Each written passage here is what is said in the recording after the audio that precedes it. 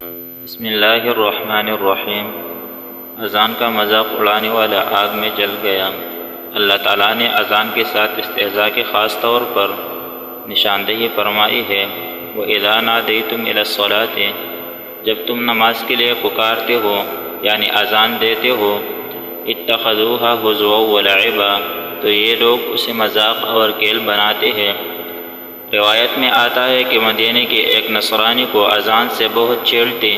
جس وقت مؤذن کہتا اشہد ان محمد الرسول اللہ، تو وہ بدبخت بد دعا کرتا احرق اللہ الکاذب، اللہ جھوٹے شخص کو جلا دے، اگرچہ جھوٹا وہ خود ہی تھا۔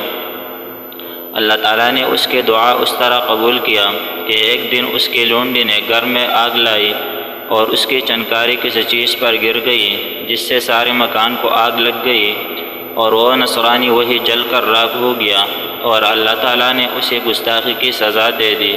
اللہ تعالیٰ ہمیں ایسی گستاخی سے حفاظت فرمائے۔